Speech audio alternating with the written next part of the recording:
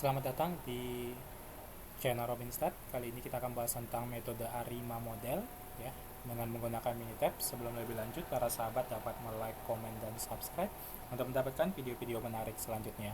Jadi di dalam pemodelan data time series yang menggunakan data univariate dikenal dengan model ARIMA, yaitu ARIMA itu autoregressive integrated moving average ya. Dan nanti ketika ada asumsi yang terlanggar yaitu hetero, kita akan masuk ke model GATS namanya. Tapi untuk di Minitab ini kita akan membahas ARIMA saja ya. Jadi ada namanya model ARIMA itu, R itu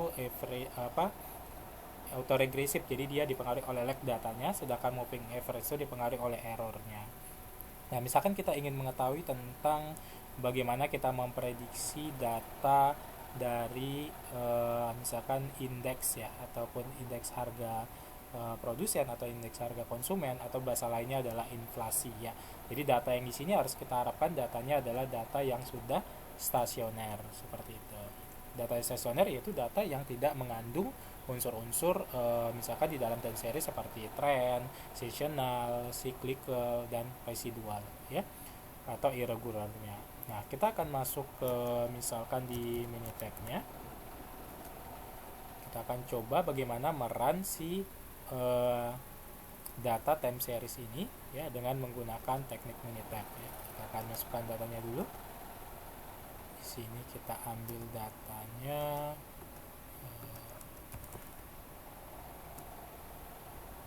Oke, di sini data untuk ARIMA ya.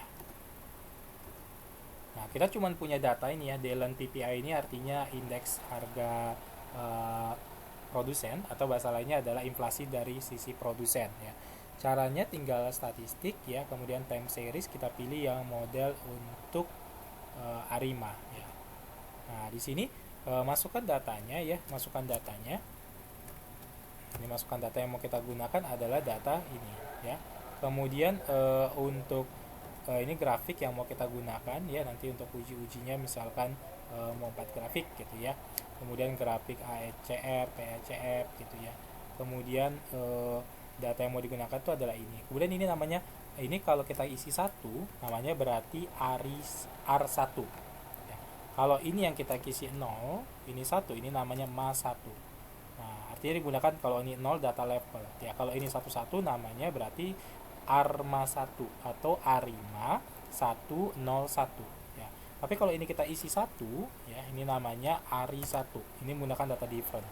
Kalau ini yang kita isi 1, ini kita isi 0, ini namanya IMA. Jadi pada data different dengan menggunakan MA. Tapi kalau ini kita isi namanya ARIMA 111 ya. Ini kalau kita mau gunakan seasonalnya, jadi namanya menjadi SARIMA ya. Ada seasonalnya ya. Seasonalnya kodenya berapa ya. Ini kalau kita nggak punya efek seasonal, kita uncentang ya. Kita mulai dari misalkan kita asumsikan datanya ini stasioner pada level ya. Nah, berarti ini adalah R1. Bagaimana nilai R1-nya? Nah, kalau kita lihat di sini ya, yang kita bandingkan itu adalah nanti lihat apakah dia signifikan R1, signifikan. Kemudian bagaimana dengan nilai dari ini, apa namanya, ini white noise ya, pengujian white noise ini dia signifikan, artinya dia modelnya tidak cocok ya. Nah, ini secara ACF-nya ini diusahakan tidak ada yang keluar dari garis ini gitu. Nah, begitu juga dengan si PACF ya. Nah, di sini kalau kita lihat dari sisi normalitasnya dia tidak normal karena di sini ada data outlier ya.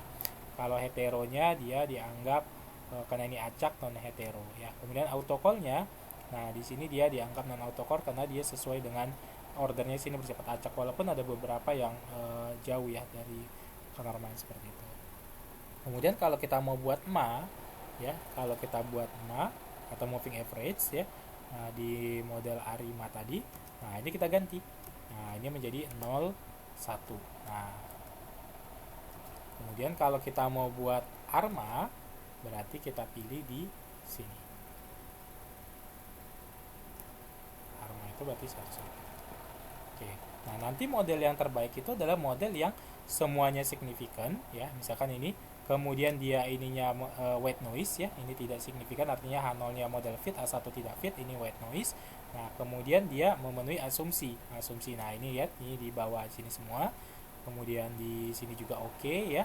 Nah, di sini dia cenderung lebih normal lah gitu ya, karena dia nggak terlalu jauh dari diagonal utamanya. Ini juga cenderung lebih normal ya, seperti itu. Jadi pilihlah model yang menghasilkan ya. Kalau kita lihat di sini, nanti kita akan coba-coba ya, walaupun nanti di beberapa software lain kayak Fuse ataupun R dia bisa automatic Arima ya. Nah, dipilih sendiri. Nah, kalau kita lihat di sini kita bandingkan saja. Nah, kalau model R gimana? Nah, p-value-nya luncurnya tidak. Ini model MA, ya kan? Kalau R2 gimana? Kalau model Arima gimana? Jadi kita bandingkan. Oh, ternyata model Arima, ya model Arima itu dia lebih bagus. Nah, atau model R yang lebih bagus. Nah, ini Arma ya.